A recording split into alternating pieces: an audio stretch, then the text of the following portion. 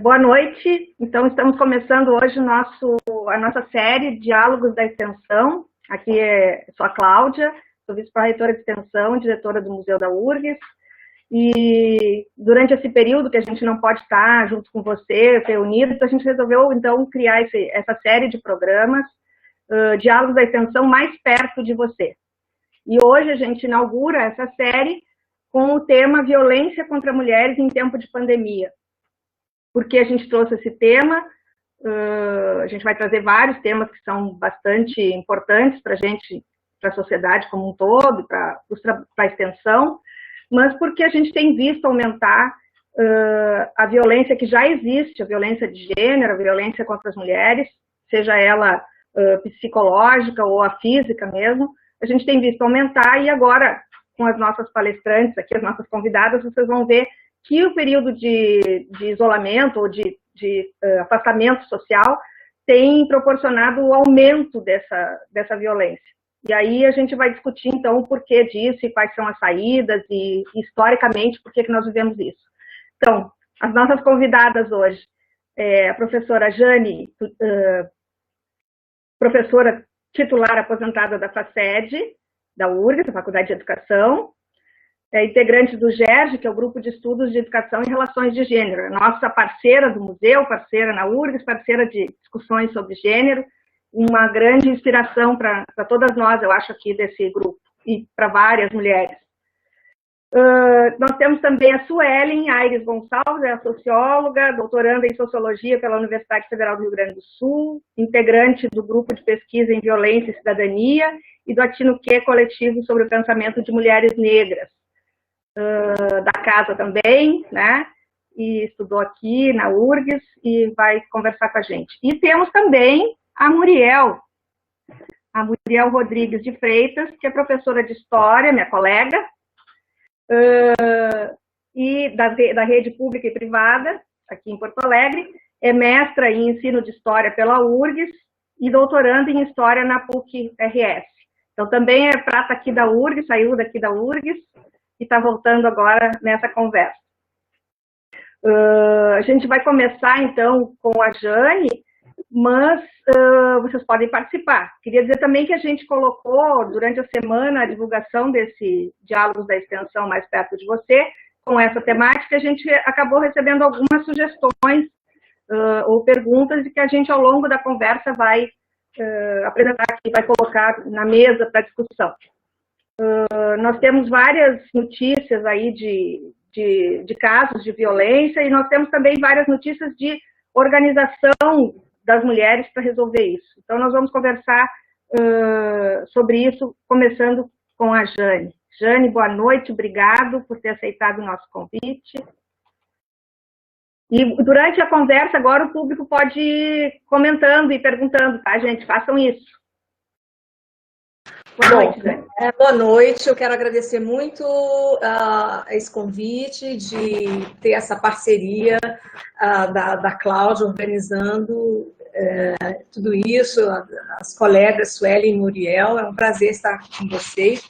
Eu queria começar falando um pouco sobre os dados do Fórum Brasileiro de Segurança Pública, que foi divulgado no último dia 20 de abril desse ano.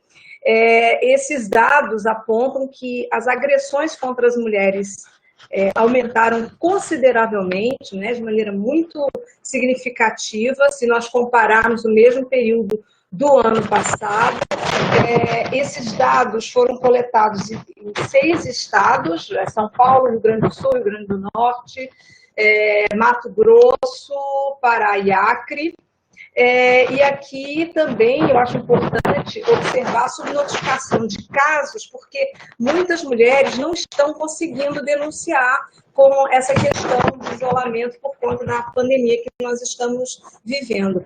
E, obviamente, todas essas estatísticas e várias outras pesquisas apontam o quanto a casa é o lugar mais perigoso para as mulheres, porque 66% dos feminicídios acontecem dentro da própria casa. E, em geral, assim, por companheiros ou ex-companheiros, né? Então, eu queria destacar aqui, não vou falar de todos esses estados, mas eu queria destacar o Rio Grande do Sul, que foram 10 assassinatos, né, 10 feminicídios agora no mês de abril, um aumento de 66,7% em relação ao mesmo período do ano passado.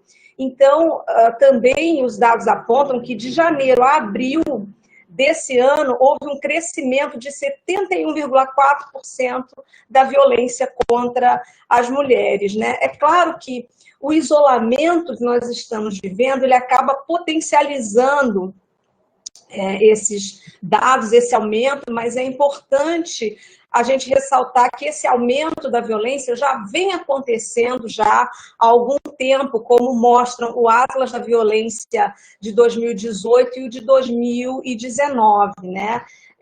Eu acho importante também referir o quanto que o Brasil é um dos países mais violentos em relação às mulheres.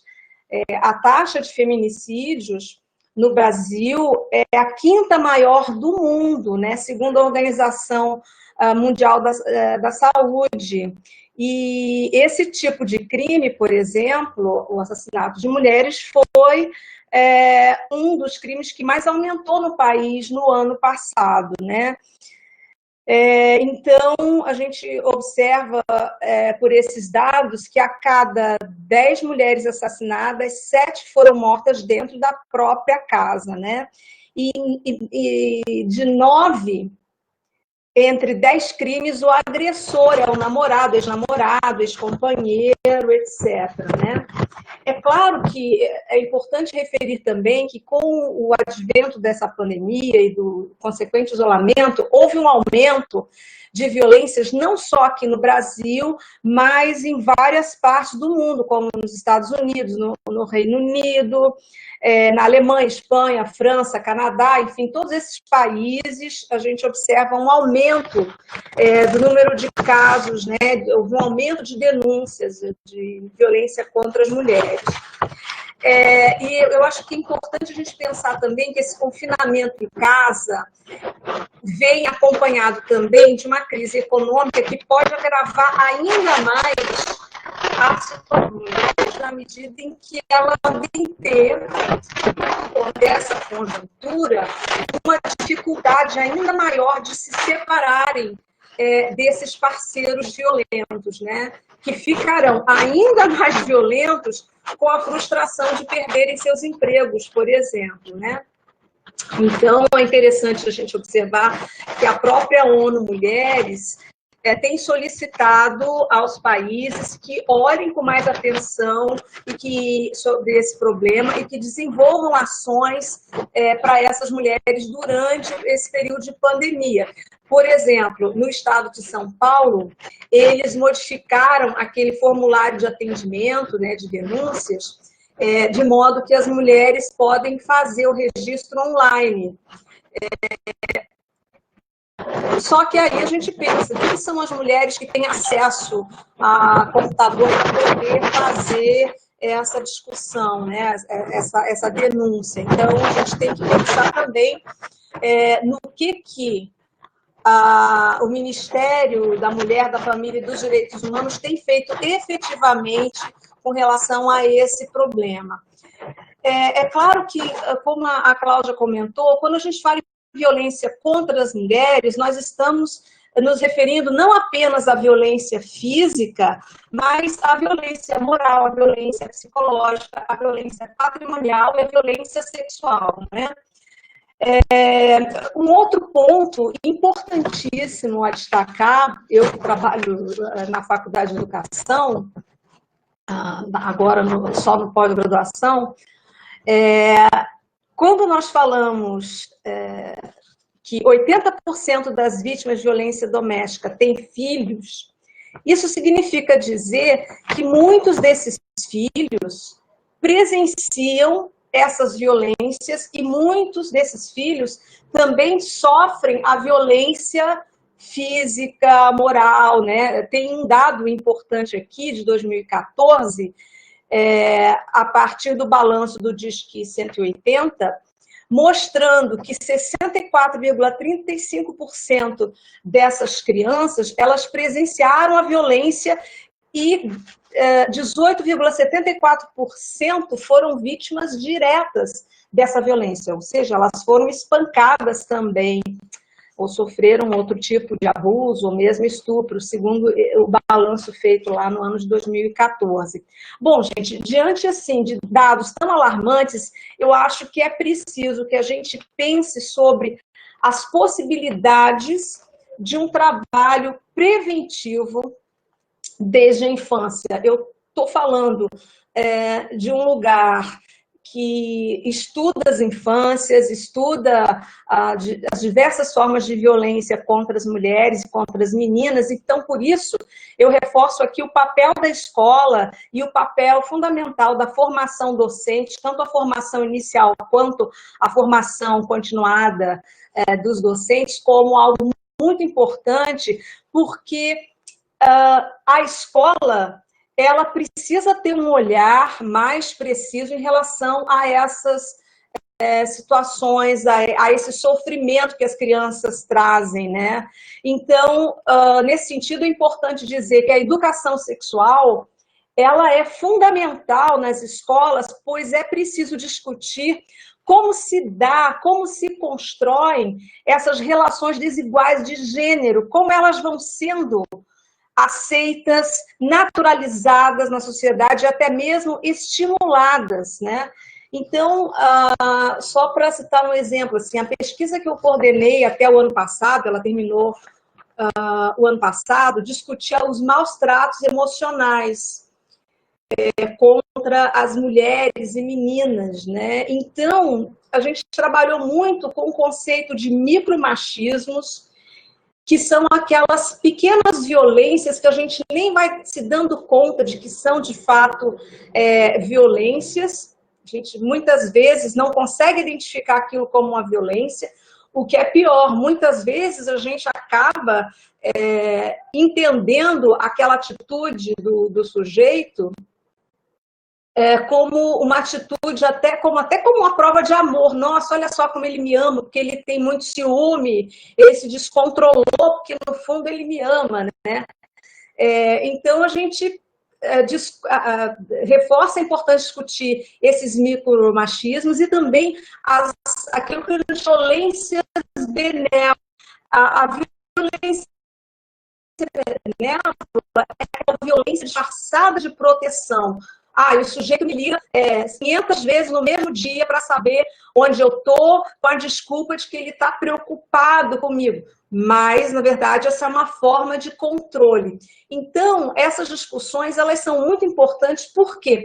Porque os micromachismos, eles são, na verdade, o primeiro caminho, né? Esses maus tratos emocionais são os primeiros caminhos de uma dominação maior que pode descambar muito rapidamente para uma violência física. Por exemplo, eu tenho visto, às vezes, os namorados brincarem de dar um tapa nas namoradas e elas acham, muitas vezes, aquilo engraçado, que elas não conseguem perceber que nessa brincadeira já tem uma forma importante de violência, né?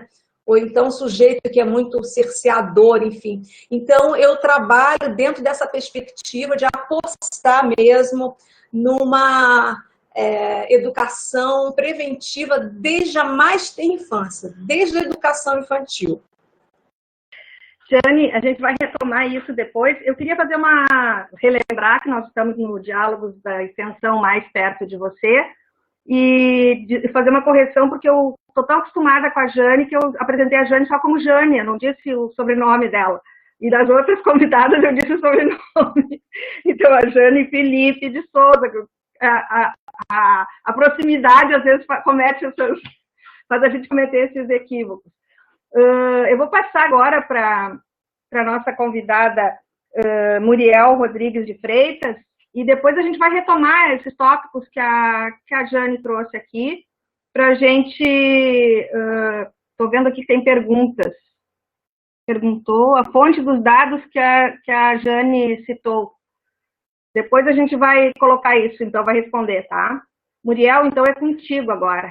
Obrigado por aceitar o convite, boa noite.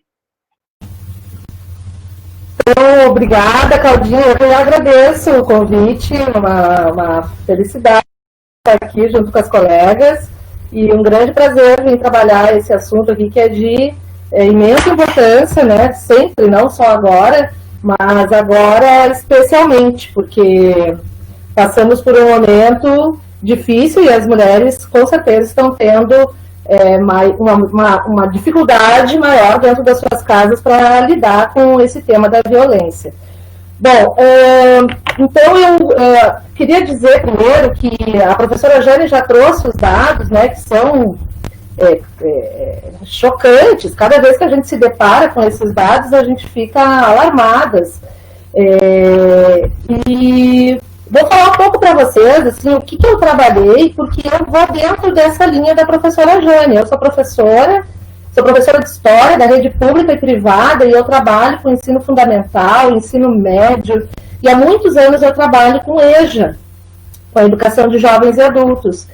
E depois que eu me formei, eu fiquei trabalhando muitos anos, fiquei 10 anos fora da universidade, e quando eu voltei, esse tema, para mim, esse tema da violência de gênero, das hierarquias de gênero, ele surgiu naturalmente, porque a escola, ela é um lugar que ela constrói discursos e representações, e ela pode ou questionar esses discursos, essas representações, ou reforçar.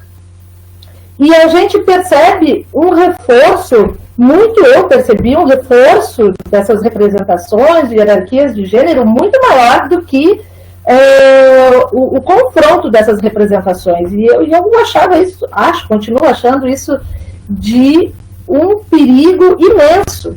Porque se na escola, que é o local onde nós estamos, né, para questionar, para observar como se dão essas relações, e a gente percebe que aqueles estereótipos que a gente quer combater estão sendo reproduzidos, obviamente essas crianças, esses adolescentes, e inclusive esses alunos adultos da educação de jovens e adultos, vão normatizar esses comportamentos, né? E a partir disso, eu comecei a estudar, então, eu fiz um mestrado em ensino de história, tá? Um mestrado profissional da URGS em ensino de história. E eu pensei, o meu problema era o seguinte, como é que eu vou trabalhar essas hierarquias de gênero em sala de aula?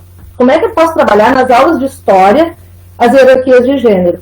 E comecei a trabalhar em oficinas com esses alunos de EJA a questão dos discursos médico-psiquiátricos sobre a loucura feminina. Porque esse discurso, ele é um discurso gerador de violência, né? E pensando agora nessa discussão que nós estamos tendo, que é a violência de gênero durante a pandemia, eu fiquei pensando, né, Cláudia, quando tu me convidaste, sobre essa violência simbólica, que não é a violência física, que o vizinho ouve, que tu denuncia, né, porque às vezes tu te sente até meio constrangida a fazer isso, mas eu fiquei pensando naquela violência simbólica, que faz parte disso que eu estudei, né, que é essa violência psicológica, é o desautorizar a tua fala, é o te pressionar com tarefas domésticas em casa, é aquele trabalho... o trabalho que acumula para as mulheres em casa, e isso não é falado, não é conversado. Essa violência simbólica, ela muitas vezes é tão prejudicial quanto a violência física, porque é mais disfarçada. Então, às vezes, é um olhar. Quem já sofreu violência simbólica sabe muito bem disso. É um olhar, é um gesto, é um movimento que aquela pessoa faz que te destrói. Te destrói. Então, eu comecei a pensar como é que eu vou trabalhar com esses alunos e com essas alunas, né, essa questão de hierarquia de gênero em sala de aula, nas aulas de história.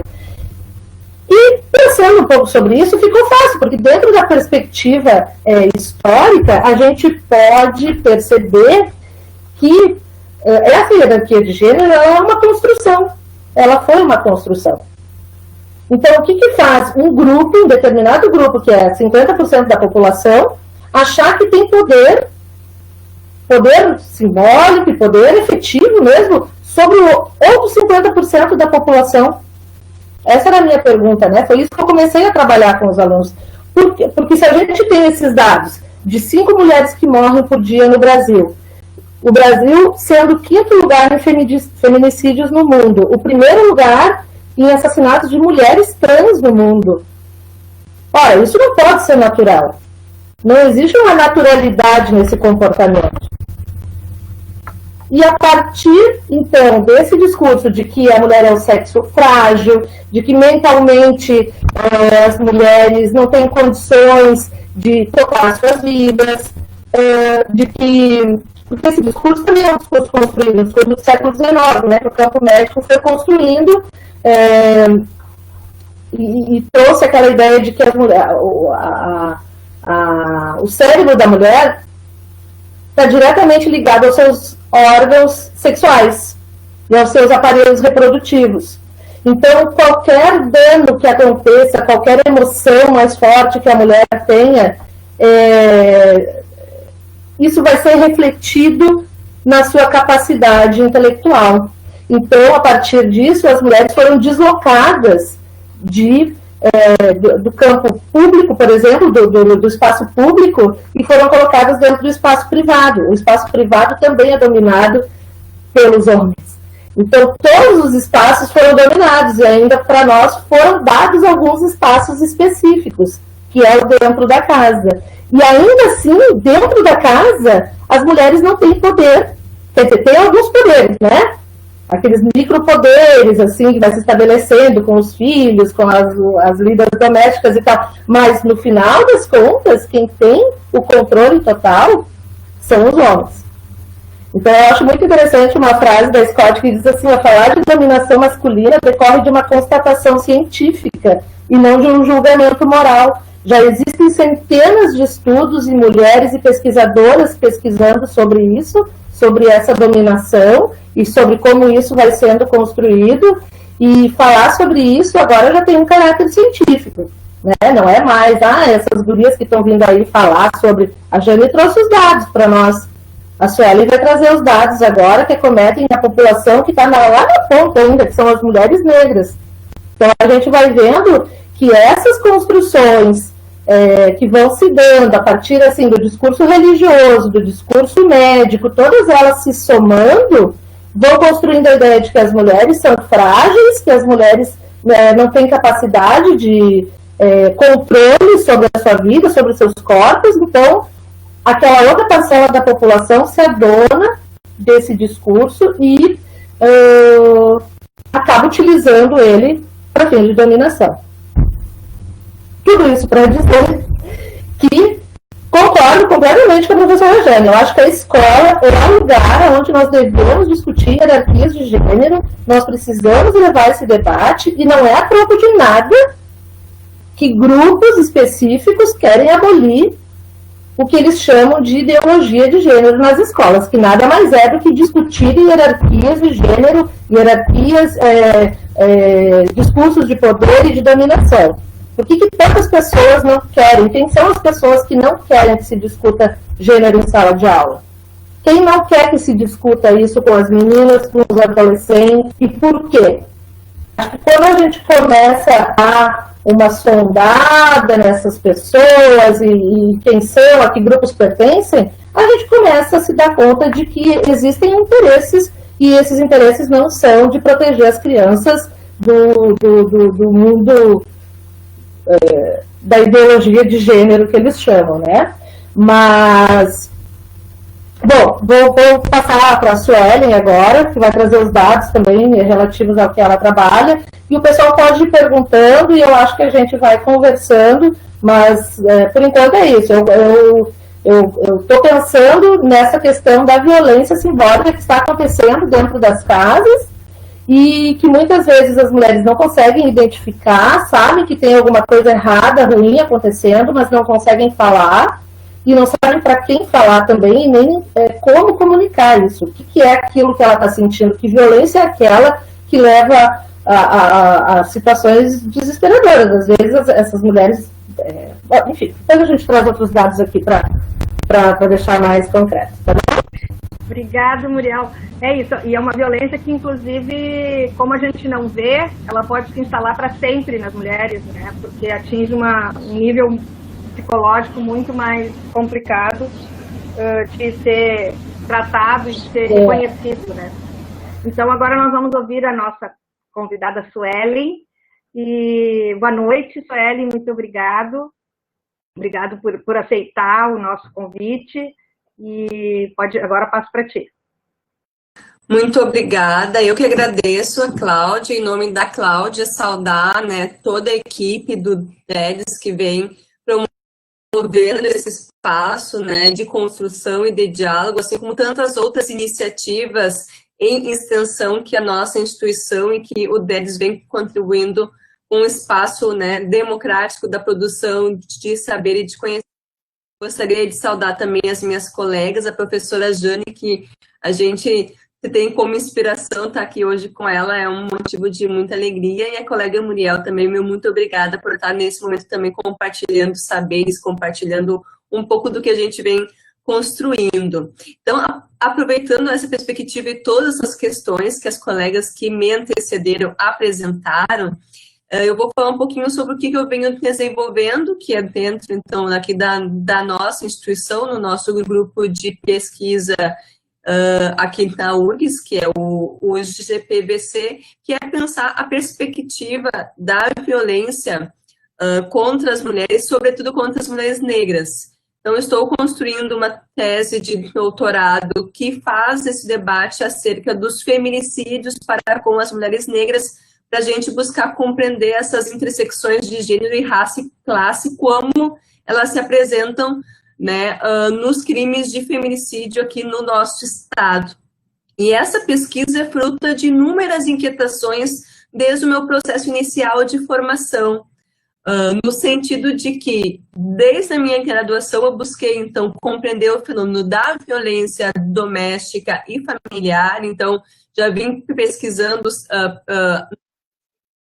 dos crimes de feminicídio na graduação e no mestrado.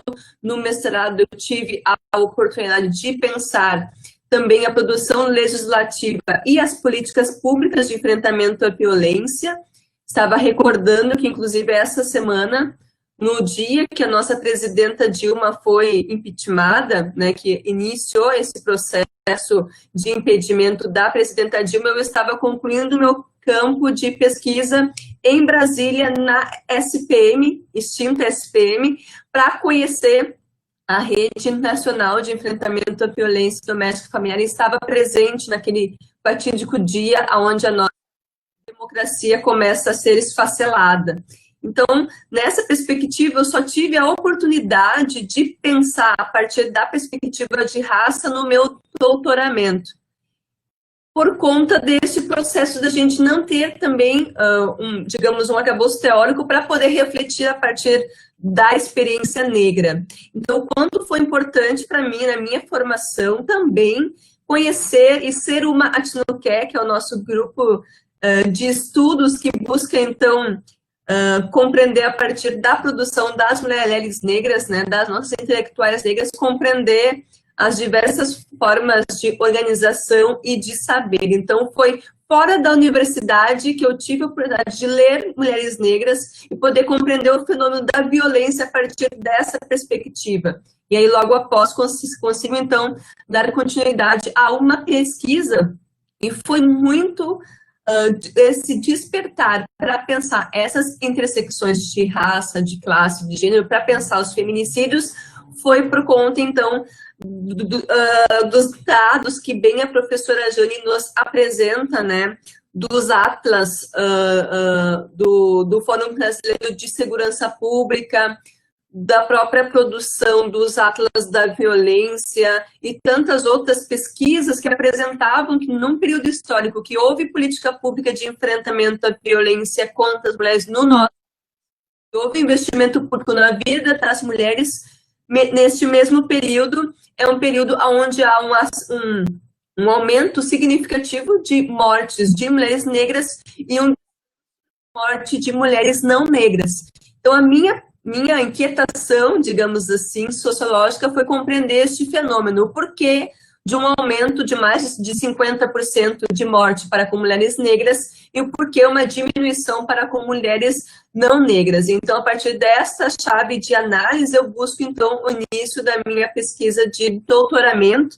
E aí, nessa perspectiva, eu gostaria de conversar aqui com as nossas colegas e com o público aqui presente, que, primeiro, a construção da produção de dados, né? Nós, enquanto pesquisadores, o quanto é complexo a gente buscar essas reflexões a partir de outras perspectivas. Eu tive dificuldade em pensar o meu campo de pesquisa com recorte racial, por exemplo, né? Então, o meu campo de pesquisa se dá nesse momento com os casos que foram julgados pelo sistema de justiça. Então, a partir dos casos julgados, tramitados e arquivados, é que eu acesso, então, ao número de negras e não negras vítimas de homicídio e feminicídio no Rio Grande do Sul.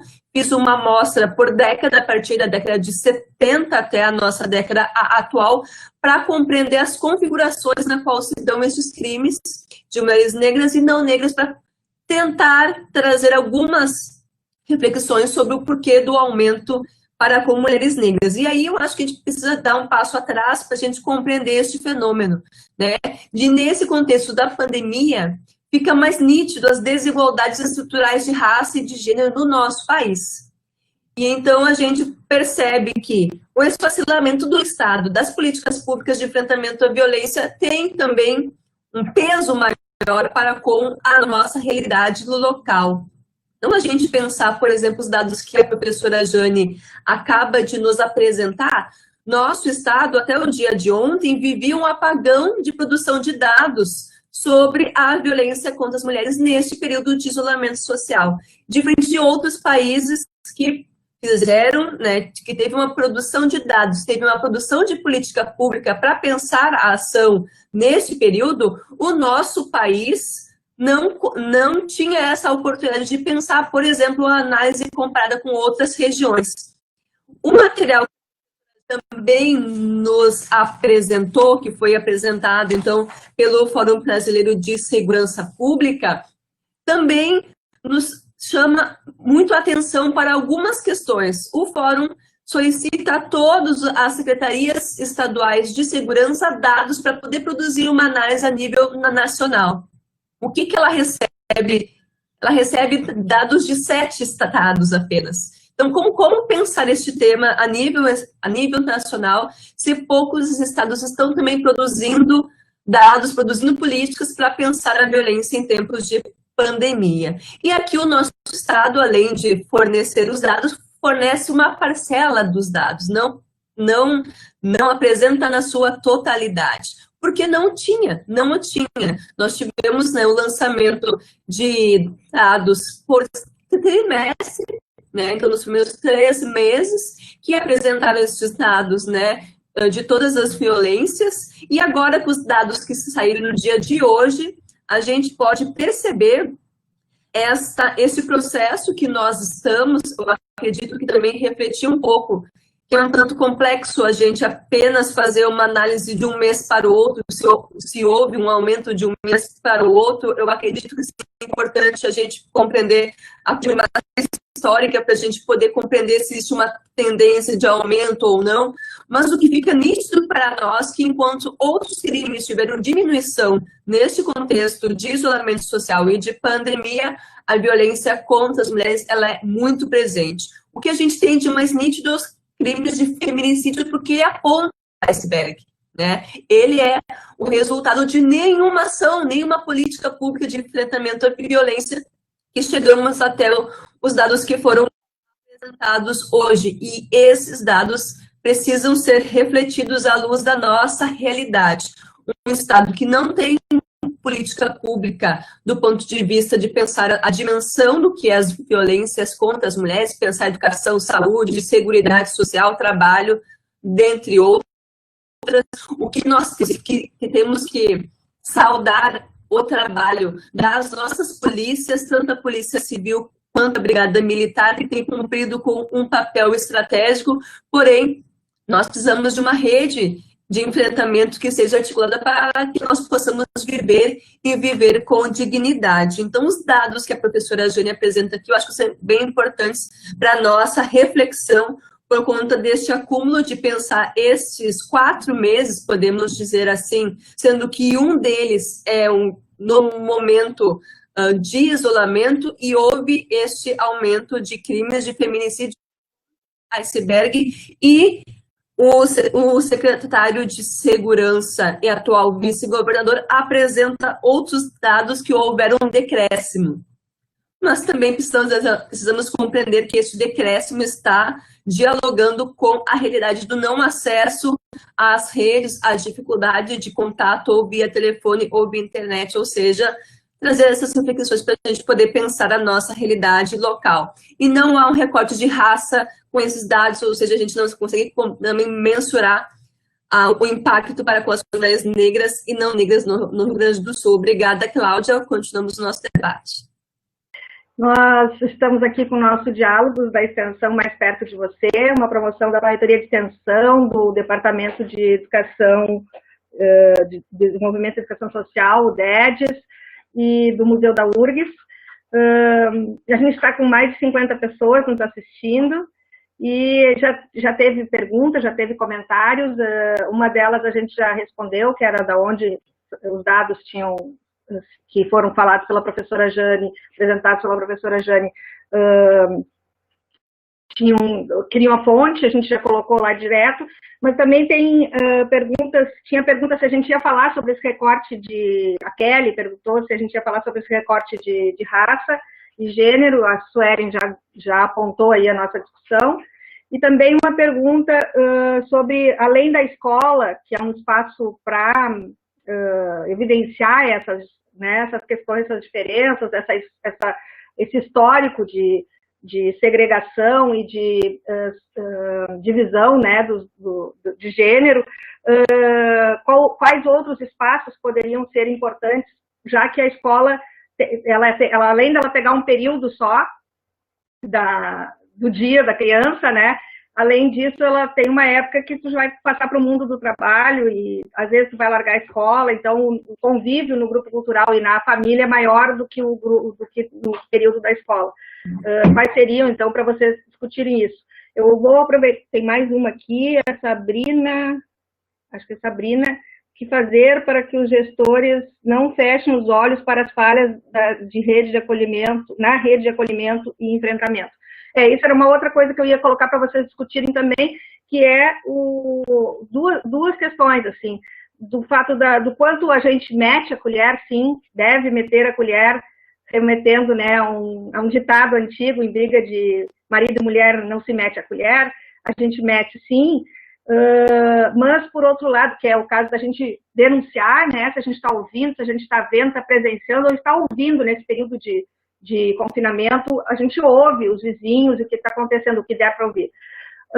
Por outro lado, esse acolhimento no sistema público, eu tenho ouvido relatos de que as pessoas não conseguem o acesso no 180, não são atendidas, então, assim, fica muito mais difícil ainda, porque só tem esse recurso nesse momento que você está preso dentro de casa, né, e que teu agressor está ali te impedindo também de sair com anuência, digamos assim, do Estado, porque a gente está num período de pandemia, né, do Estado e da sociedade, né.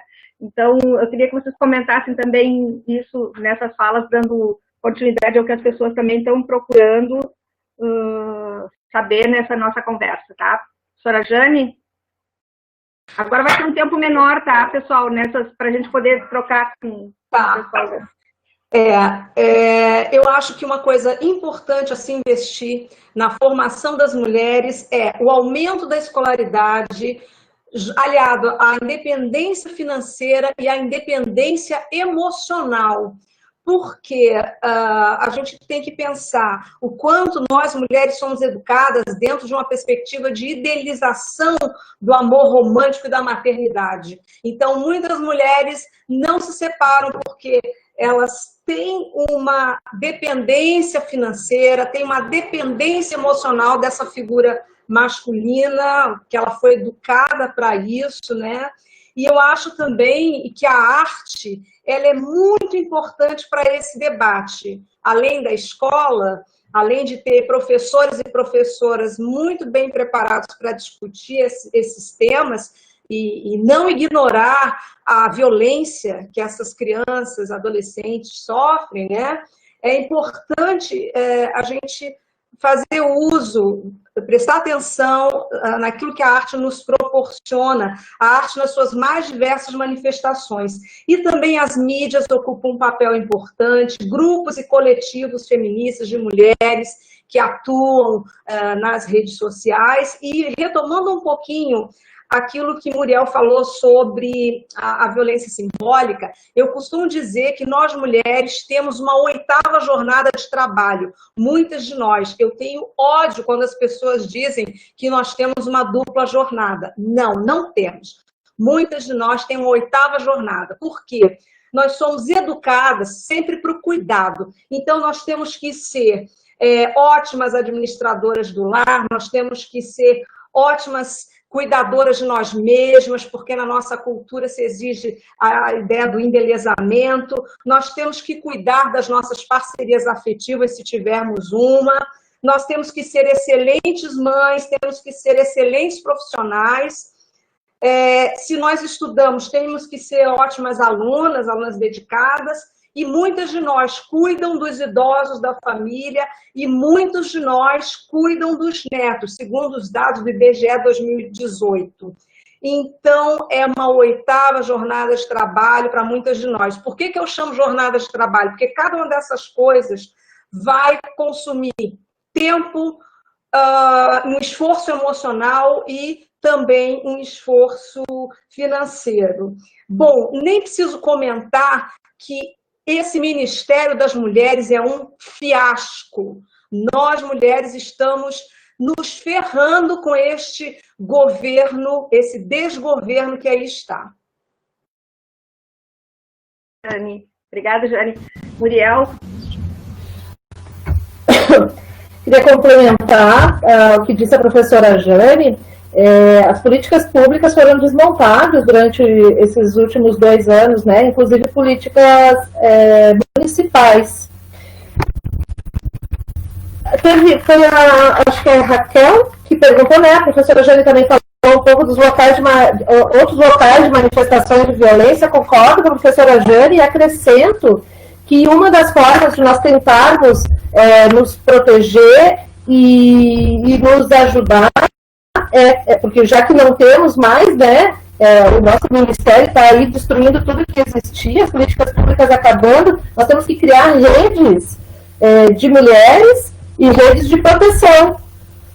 Nós do núcleo do GT de Estudos de Gênero da PUC, nós tínhamos um projeto para esse ano que era de trabalhar oficinas de gênero nas comunidades, em algumas comunidades aqui em Porto Alegre, só que o nosso projeto, por enquanto, foi afetado pela pandemia, né? Mas é uma das formas que nós temos pensado de como tirar de dentro da universidade a discussão e levar a discussão para grupos de mulheres que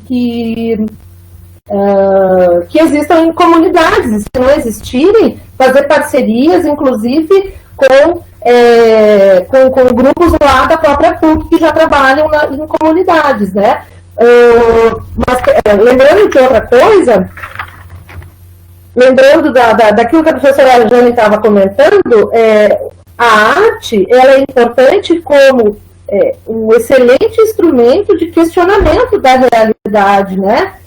E também como reprodutor de estereótipos. Então, eu sempre coloco assim, como as pessoas estão mais em casa, que a gente tem que começar a prestar um pouco atenção nas representações que nós temos, né? Nesses meios mais populares, seja nas novelas, nas músicas. A professora Valesca Zanello, ela é psicóloga, se eu não me engano, da Universidade de Brasília. Ela trabalha muito essas questões de gênero e saúde mental com as alunas dela, e uma última pesquisa que uma aluna fez era excelente. ela trabalhava com análise de representações femininas nas músicas sertanejas, no top 10 das músicas sertanejas.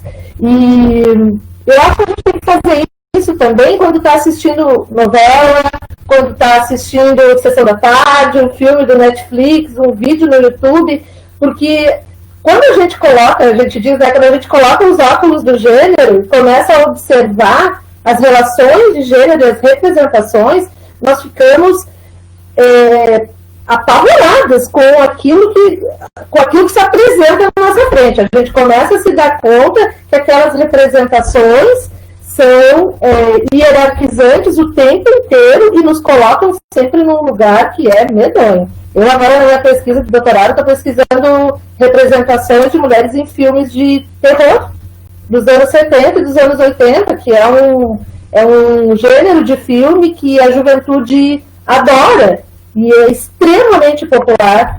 Então, é um discurso que constrói uma mentalidade, e construiu, né, nos anos 70 e nos anos 80, que a gente está sendo refletida para nós até hoje, que é essa ideia da monstruosidade feminina, de como nós, além de tudo, ainda somos monstros e detentoras de todo o mal que tem no planeta Terra. Obrigado, Muriel. Eu estou cheia de coisas já para perguntar, além das perguntas que estão aparecendo ali, ou para colocar para a gente discutir. Suelen. Aproveitando o debate que os colegas já fizeram e puxando algumas perguntas aqui que nos foi apresentada, né? Pensei a partir da mensagem da nossa telespectadora, da Michele Sandri, para pensar a partir desse último dado, né, desse 71,4%, né, de casos a mais nestes 4 meses no Rio Grande do Sul, e puxar a questão que eu acho que é importante para a gente pensar o papel do Estado neste contexto. Nós tivemos hoje a apresentação desses dados pelo governo do Estado do Rio Grande do Sul, na figura do seu vice-governador, saudando com muita alegria, falando da diminuição de casos, né, de crimes contra o patrimônio. Um deles que ele muito ressaltou era a diminuição histórica de ataque a carros fortes. Em que momento está a vida das mulheres colocadas, né? Então, nessa perspectiva de pensar o papel do Estado para com as mulheres no Rio Grande do Sul. Eu acho que nesse contexto de pandemia está muito nítido um processo de que a função do Estado, o papel do Estado mínimo é para alguns. E esses alguns têm cor, são o povo negro, o povo periférico. E tem gênero, são as mulheres. Então, esse governo tem um compromisso com a vida das mulheres. Foi um governo que deu continuidade ao governo anterior de extinção de políticas públicas. Isso tem que ficar muito nítido aqui para os nossos telespectadores. Ou seja, se existe esse aumento significativo neste ano, que pode ser um processo que em outros anos nós não tivemos, é porque nós temos um Estado ausente para com a vida das mulheres. Isso tem que ter nome. Eduardo Leite, governador, e o vice que nos apresenta esses dados, apresentando com muita tranquilidade, que me salta aos olhos, né, a maneira na qual isso é apresentado. Puxando esse debate também para alguma pergunta que fez o debate sobre a atuação dos gestores, eu acho que é um outro ponto bem importante, que quando se tinha política pública nacional, estadual, municipal, com recurso, com fundo, com participação popular, com gestão coletiva, né, com participação popular dos movimentos sociais também, contribuindo nesse processo, existia política. Hoje, o que nós temos é porque nós temos alguns governos ainda comprometidos, que, de alguma maneira, buscam manter os equipamentos que foram construídos num período anterior. Então, os municípios estão com todo o ônus econômico, político, para dar conta de uma política que deveria ser compartilhada com os demais entes federativos. Ou seja, nós temos que pensar que governos que nós estaremos elegendo no próximo período que estão, de fato, preocupados com a vida das mulheres, né? E pensar o debate da subnotificação, que foi uma outra pergunta, eu acho importante, né, que a Sabrina nos apresenta. Nesse contexto, a subnotificação ela pode ter várias chaves de análise, né? Uma, de fato, como bem ela apresenta, um bloqueio emocional, de fato, você buscar auxílio nesse contexto. Já existia um processo anterior que bem a professora Jane nos apresenta, né, de pensar a falta de autonomia emocional, econômica e tantas outras, né, mas nesse contexto tem um agravamento que é o acesso, de fato, às redes que nós temos hoje. Então, até estava vendo aqui que as polícias estão disponibilizando, né, Disque Denúncia, o Disque 180, que era uma política pública nacional, um Disque Denúncia, que infelizmente estamos tendo alguns retornos que não está atendendo, ou seja, uma política que já foi referência internacional no nosso país, atendia mulheres brasileiras em outros 16 países. A gestora da Central 180 é gaúcha. A companheira Anne Cruz mora aqui em Santana do Livramento, ou seja, quando houve política, existia seriedade com a Central 180, mas agora nós temos os canais locais, que são as nossas polícias, tanto a Polícia Civil, no 197, quanto a nossa Brigada Militar, né, com os nossos número 190, e houve um outro canal também via WhatsApp que a Polícia Civil está disponibilizando, mas ainda são poucos canais se a gente for compreender a diversidade do nosso estado, do acesso à internet, do acesso ao telefone, pensar o campo, pensar a cidade, pensar todo esse contexto que nós estamos de uma crise social, econômica, sanitária e política. Então, nessa perspectiva, busca trazer esses elementos para a nossa reflexão. Precisamos de um Estado presente, porque essas vidas, majoritariamente, foram ceifadas por um não acesso a uma política pública. São crimes majoritariamente evitáveis, são crimes anunciados. E se nós tivéssemos gestores e políticos comprometidos com as nossas vidas, nós teríamos essas mulheres aqui presentes entre nós. Obrigada, Suelen. Já apareceram outras perguntas. Quem falou da subnotificação foi a Márcia, não foi a Sabrina. Márcia Cansado. Eu vou juntar algumas perguntas na fala aqui, aí vocês debatem, tá? A questão da educação, do controle na arte e dos óculos, né, do gênero que a gente coloca. Eu estava conversando essa semana com a pró-reitora de extensão, professora Sandra, e ela trouxe uma questão que eu não tinha me atentado, assim, porque ela leu sobre isso, me mandou a matéria, que, por exemplo, as técnicas, vozes que falam com a gente quando a gente precisa de assistência em qualquer serviço, elas são vozes de mulheres, vozes sensuais, né? E elas são xingadas tal qual nós somos. Elas ouvem propostas sexuais tal qual nós ouvimos. Elas são virtuais. E a discussão que se faz não está na hora de mudar a resposta, porque é uma resposta mecânica, ela tem uma programação, né, da área de TI. Na programação, a resposta é quando alguém diz, por exemplo, eu quero fazer sexo contigo, para aquela voz, o homem lá no outro lado do telefone, a resposta é: sinto muito, não posso fazer isso. Então, né, um exemplo seria isso. Então, assim, nas mínimas coisas do nosso dia a dia está presente esse olhar para o papel que a mulher tem na sociedade. Em relação às mulheres negras, então, nós vamos agregar a questão da violência, a objetificação do corpo negro, né, e objetificação sexual do corpo negro, que também faz com que ela sofra as agressões de todos os lados, de todos os gêneros, inclusive de mulheres, infelizmente, né. Nós temos uma outra questão que colocaram aqui, é sobre as capacitações, que programas nós temos, o que tem para que isso, para quem vai atuar, ou para as pessoas também, as mulheres se darem conta disso, né, as capacitações, o que acho interessante que vocês falem um pouco sobre capacitação para os agentes que trabalham nos serviços da rede. Existem vários projetos, um deles eu falei no início da nossa conversa aqui, que é esse da Faculdade de Psicologia, que está atendendo atualmente, virtualmente, dois locais, a Lomba do Pinheiro e Canoas, mas pretende se expandir e que era para, como a Muriel disse lá no projeto dela, né, era para ser presencial lá nas comunidades, com o afastamento está fazendo essa criação dos grupos virtualmente. Então, eu queria que vocês falassem um pouco sobre isso. Deixa eu ver, eu só vou ver mais uma pergunta para juntar para vocês aí. Possivelmente eu posso fazer aqui.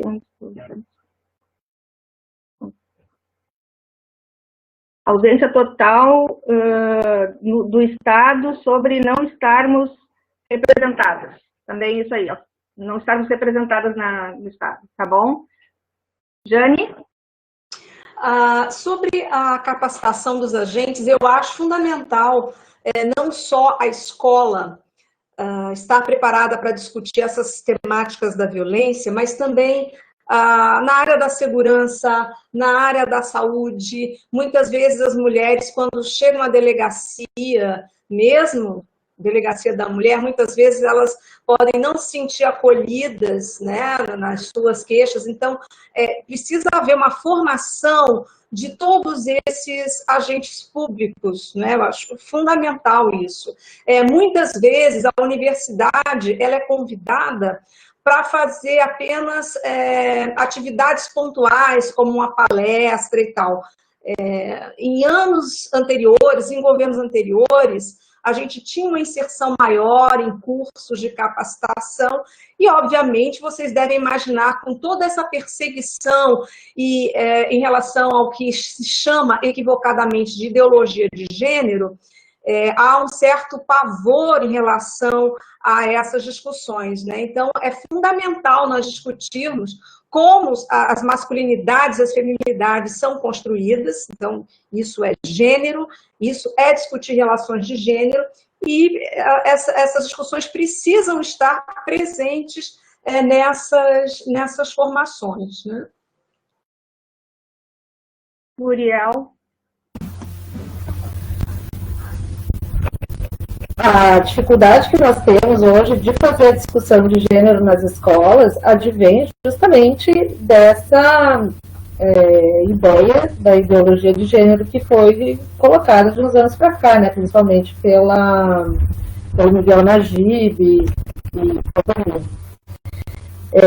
Então, se antes já era complicado, antes era complicado porque nós não tínhamos formação e tínhamos dificuldade em trabalhar as questões e íamos fazendo meio que no instinto, né? A gente observava e ia trabalhando no instinto, tanto as relações de gênero quanto as relações de raça e etnia, a gente ia tateando e ia trabalhando. Agora, muitos de nós, colegas, temos as formações, nós conseguimos, né, esse avanço dentro das universidades, e o problema é que agora nós não conseguimos fazer o trabalho nas escolas. Nas escolas públicas, por uma série de motivos estruturais, enfim, né, que a gente já conhece, e nas escolas privadas, por uma questão de não poder fazer discussão mesmo. Então, eu até queria perguntar para as colegas, assim, né, o que vocês pensam sobre isso, Luiz? Essa discussão? Agora, claro, a gente já tem debatido bastante isso, né? Mas de 2 anos para cá, mais ou menos, tem ficado bem pesado, tem ficado difícil fazer discussões tanto de gênero quanto de raça e etnia nas escolas privadas. Não sei se vocês têm contato, se vocês têm conhecimento de algumas coisas, mas acho importante a gente fazer isso, porque nós estamos colocando a escola como um lugar de fazer os debates, e nesse lugar nós não estamos mais conseguindo fazer os debates muitas vezes, né? Sueli? Acho que estamos diante, né, de um momento histórico onde os debates estão sendo cerceados, e estão sendo cerceados a partir de inúmeras violências, né, tanto do ponto de vista simbólico para com propostas, tanto do ponto de vista institucional, com propostas, inclusive, de cerceamento de debates acerca de temas que são da estrutura da nossa realidade. Então, nós estamos buscando estratégias de pensar alternativas de como que esse debate se mantém firme. Eu recordo que no processo das ocupações das escolas aqui no Rio Grande do Sul, nas escolas estaduais, né, quando teve processo de greve, o quanto existiam uns espaços que eles pediam aulas. Era bom pedir para um debate sobre tais temas. Os maiores temas que eram solicitados era o debate de gênero, violência, racismo, ou seja, também existe uma necessidade apresentada para se aprofundar esses debates, né? Então, como pensar em ambientes seguros para que a gente possa trabalhar com esses temas em sala de aula, trabalhar nos nossos espaços, né, de nossas articulações, porque nesse contexto que nós estamos vivenciando, o ódio ao outro, o ódio ao que não é próximo a mim está, infelizmente, em evidência, né? E o quanto esses ataques nítidos, misóginos, racistas, né, estão ganhando força em alguns momentos, mas também existe uma resistência, né, de espaços seguros para se pensar, se articular e pensar alternativas conjuntas, né? Acho que, aproveitando a pergunta aqui da Kelly Goulart, falando sobre o tema da Lei Maria da Penha, eu acredito que aqui esteja um ponto bem interessante para a gente pensar essa inflexão, podemos dizer assim, e o quanto se faz necessário a gente pensar políticas públicas e produções legislativas que pensem essas interseccionalidades de gênero, de raça e de classe. E eu acho que a Lei Maria da Penha é um exemplo disso. Porque nesse período produzimos leis que tiveram uma abrangência, leis reconhecidas internacionalmente, mas o porquê que não há acesso das mulheres negras, por exemplo, a essa produção legislativa? Tem que pensar essa produção, a gente tem que pensar esses espaços que deveriam acolher essas mulheres, bem como a professora Jane apresentou e a Muriel, de como a gente pode perceber, por exemplo, os espaços, a formação dos profissionais que deveriam ser capacitados para receber essas pessoas e tratá-las de maneira digna, que não venham a ser revitimadas neste processo de denúncia. Penso eu, né, que as mulheres negras, elas buscam mediações de conflito a partir de outras perspectivas, e não das instituições como as polícias, porque é essa polícia que ataca as suas comunidades nas periferias, é as que contribuem em várias perspectivas de violação de direitos das mulheres negras e da população negra. Então, como se pensar confiança com uma instituição que viola os seus direitos garantidos? Então, de como a gente pensar, por exemplo, na Lei Maria da Penha e o não acesso às mulheres negras. Como, por exemplo, trazer só um exemplo para também compartilhar a fala com as minhas colegas. Por exemplo, um caso aqui em Porto Alegre. A nossa delegacia especializada é no centro de Porto Alegre, né? É no Palácio da Polícia.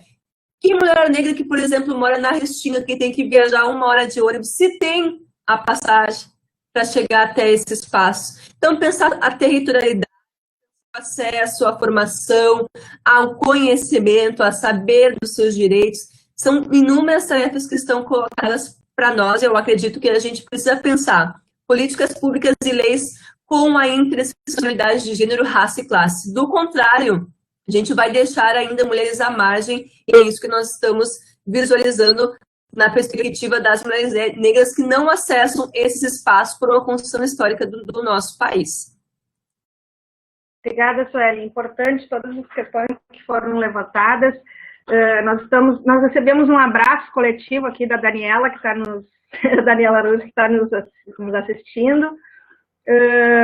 A Márcia Cansado está colocando uma questão aqui sobre, que eu acho que é importante, porque a gente fala na formação básica, né, a inicial, mas eu acho que nós, quando entramos na universidade, nós que frequentamos a universidade, aí, a URGS, por exemplo, e em todas elas acontece isso, essas relações de discriminação de gênero e de respeito com mulheres, elas acontecem na universidade, na estrutura administrativa e nos cursos de graduação, e a Márcia traz, então, a importância da formação dos agentes profissionais de saúde, mas também nos cursos de graduação, os alunos serem preparados para isso, né, para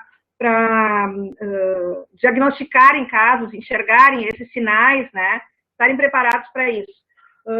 Uma outra coisa que não está ali, a Tatiana também coloca que chama atenção que na Maria da Penha está previsto capacitação. Por que então não acontece? Bom, acho que já foi explicado aqui, porque tem um desmonte total, né, e restrito de tudo que tinha que pudesse levantar essas questões sociais e de gênero e de todas as chamadas minorias, que são maiorias, né.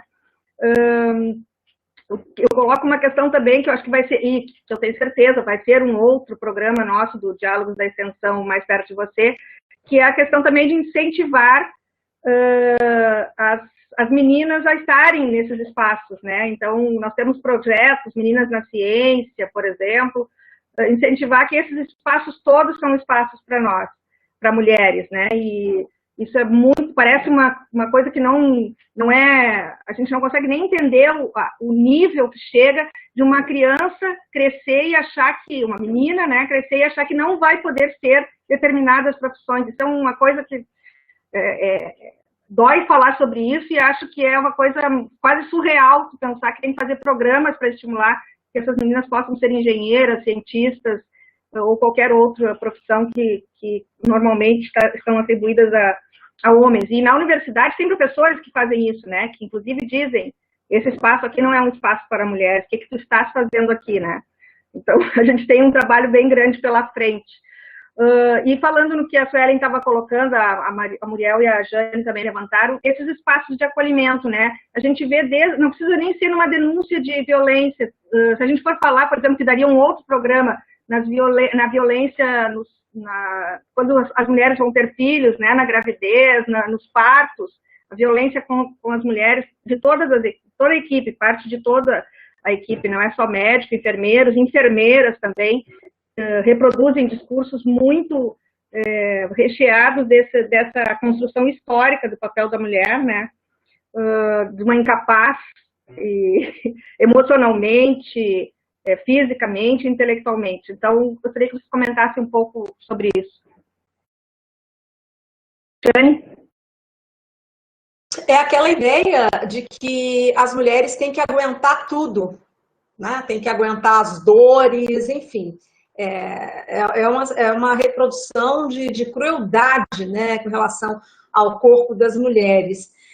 Mas eu queria chamar a atenção para uma questão que eu considero importante, porque se a gente tem assassinos de mulheres ou assassinos de população LGBT, é porque nós temos famílias que produzem esses assassinos. Então, quando a gente vê os índices absurdos de violência cometida contra mulheres, contra negros, contra a população LGBT, a gente tem que chegar à conclusão que esta ideia essa idealização da família, ela cai por terra, porque a gente tem famílias que estão produzindo assassinos. Por quê? São famílias que produzem uma concepção para os seus filhos de que eles não têm que respeitar as pessoas, que eles não têm que respeitar as mulheres, as outras populações que têm algum tipo de diferença, né? E que aí é interessante a gente discutir isso, o que é o diferente para mim. Então, a gente trabalha muito com uma idealização de família. Ah, não, a educação sexual é a família. Bom, a gente tem dados no Atlas da Violência que estão mostrando os altos índices de estupro. Inclusive, nesta pandemia, aumentou o número de estupros de vulnerável, sabe? Então, esta família que pretensamente protege, não é bem assim, né? Então, eu acho que é bem importante a gente discutir também, junto a essa idealização de amor romântico, de maternidade, discutir também essa idealização de famílias. E outra coisa também que eu queria chamar a atenção, o fato de você colocar mulheres no poder não garante políticas públicas voltadas para as mulheres. Eu boto lá uma juíza, ou uma delegada, ou uma ministra. Na verdade, essas pessoas o fato de serem mulheres não significa que elas vão ter uma sensibilidade ou uma competência técnica para exercer as funções que deveriam exercer. Sim, muito importante isso que a Jane trouxe. É importante como referência a gente ter mulheres, né, enxergar mulheres, negros em todos os espaços, mas também não é qualquer mulher. A gente tem exemplos no Ministério e na Fundação Palmares, né, agora, então, para mostrar como não é somente ser mulher e ser negro. Muriel? Só voltando um pouco ao tema que a Cláudia levantou no início, e lembrar que invisibilidade e apagamento da história também são formas de violência, né? Porque aquelas, nós, no caso, mulheres que não, quando a gente não conhece a nossa história, não conhece as formas de resistência que nós, os nossos antepassados tiveram, nós também não temos como lutar e falar sobre. Então, apagar da história é uma forma de violência. Eu sempre lembro de um pequeno diálogo que eu tive uma vez com uma criança, no 6º ano, a gente estava trabalhando com ele, saber. E a criança pergunta assim, mas professora, não tinha mulher?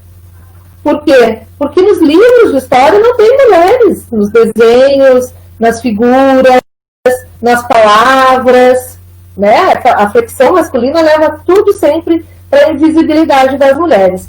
E com relação a isso, eu acho de extrema importância lembrar que o curso de História da URGS agora tem uma cadeira obrigatória de relações de gênero. Ela não é uma cadeira optativa, ela é uma cadeira obrigatória, dada pela professora Natália Pietra e pelo professor Benito Schmidt.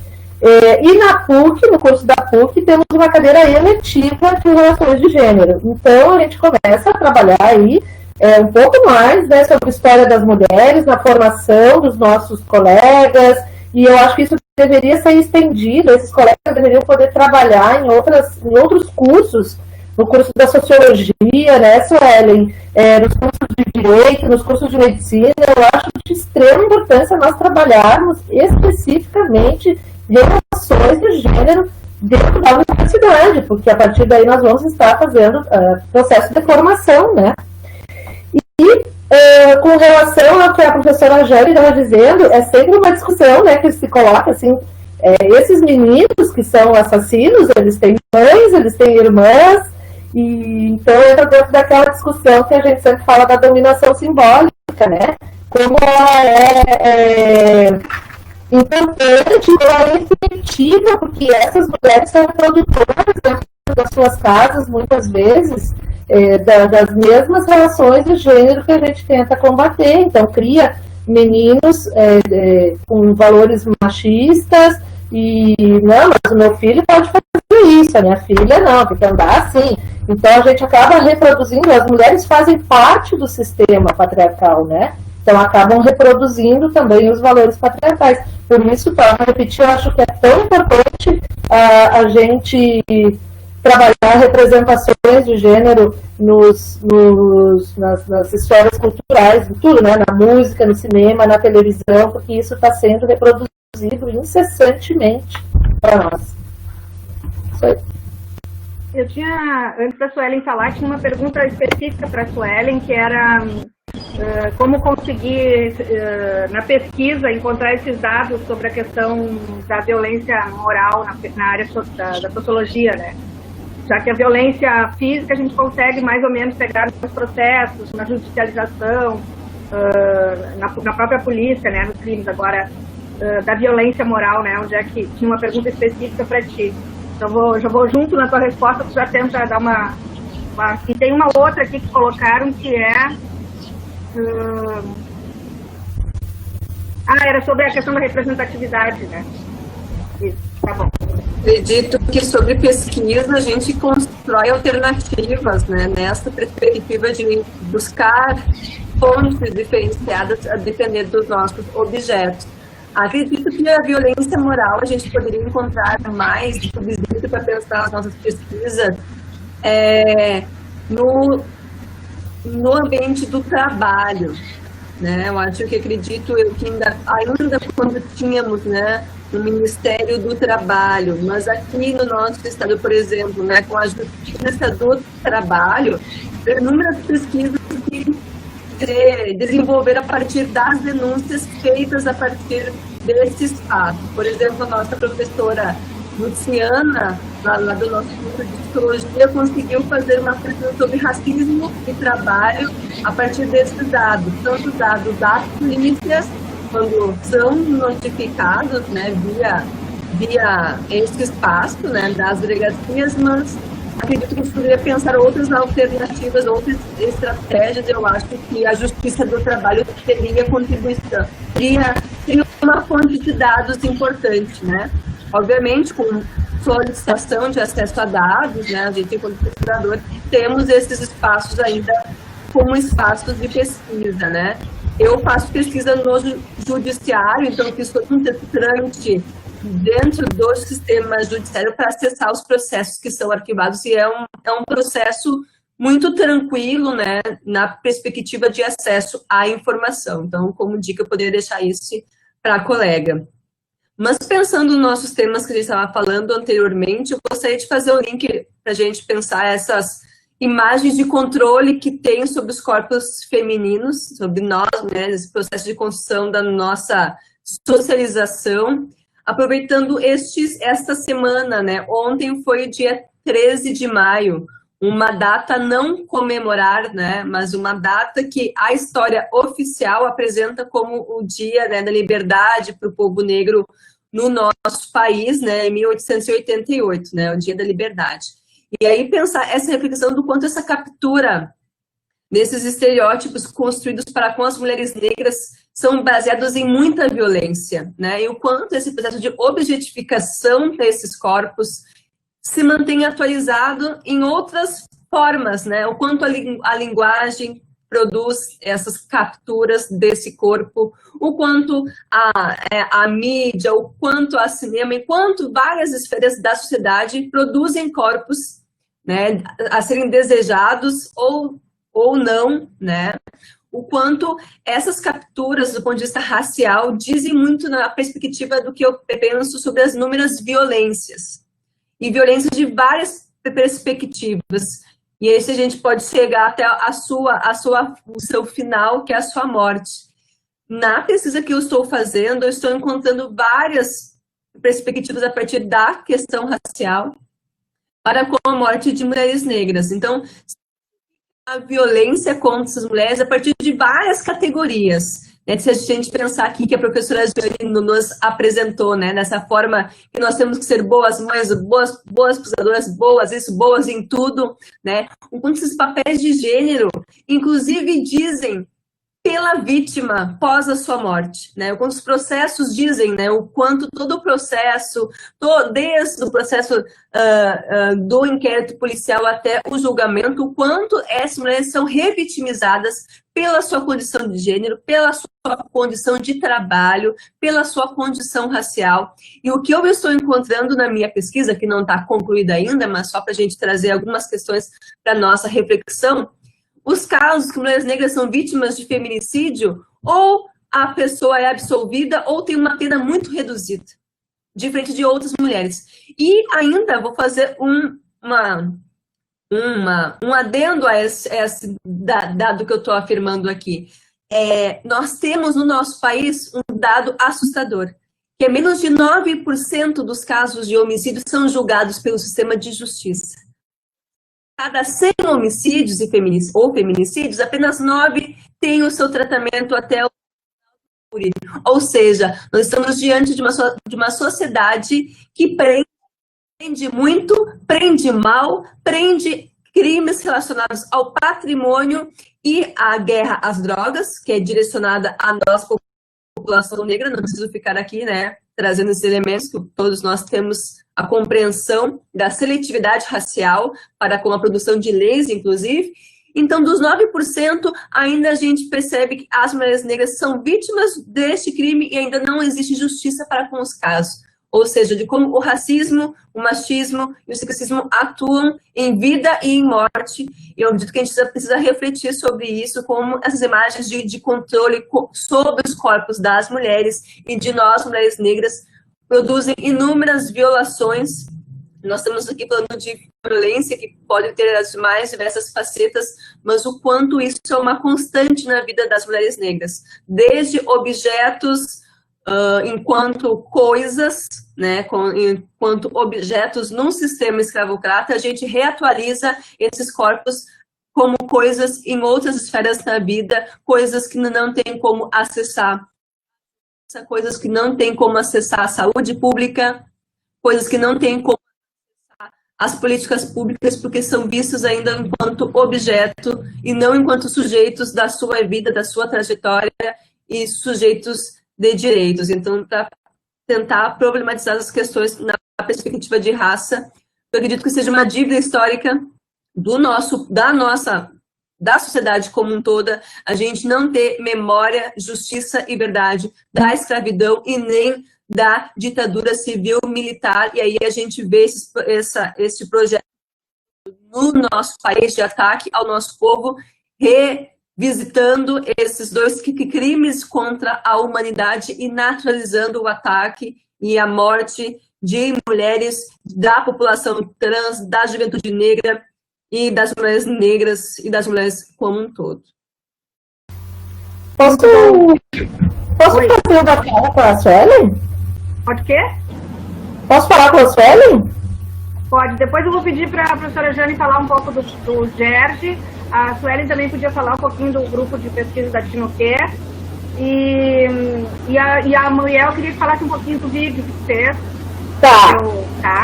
Desculpa me atravessar, não sei se a professora Jane quer falar primeiro, prof. É só para puxar o assunto que a Suelen estava falando. Suelen, quando eu fiz a pesquisa eu trabalhei com mulheres que foram internadas em hospitais psiquiátricos no final do século XIX, início do século XX, no Brasil.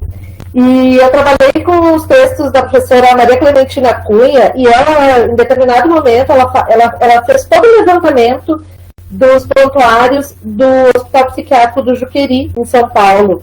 Ninguém nunca tinha feito. E ela pegou esses prontuários e um a um ela foi separando em homens e mulheres e foi vendo quais eram os diagnósticos de internação, né?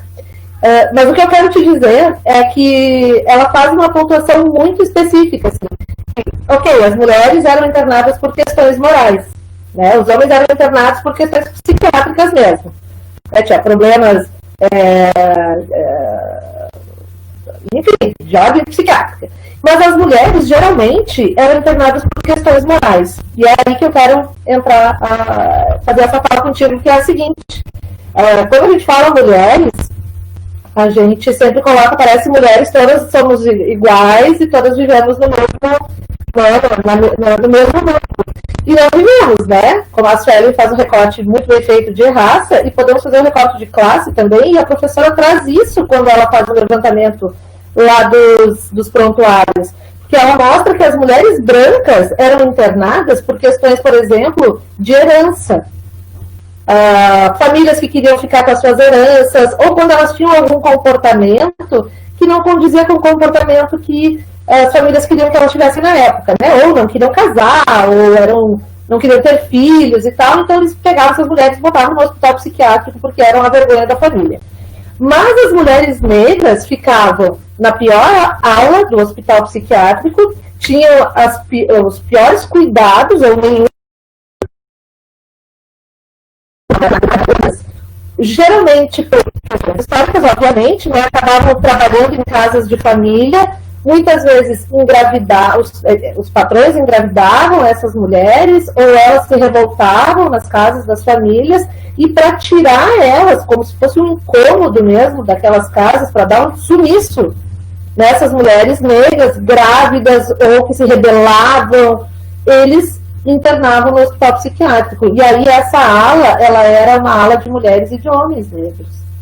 Então eram os homens que se revoltavam e que não aceitavam os maus tratos, ou que bebiam, tinha um comportamento que eles não aceitavam. Então, a comunidade negra, colocada numa ala específica do hospital psiquiátrico, estava lá.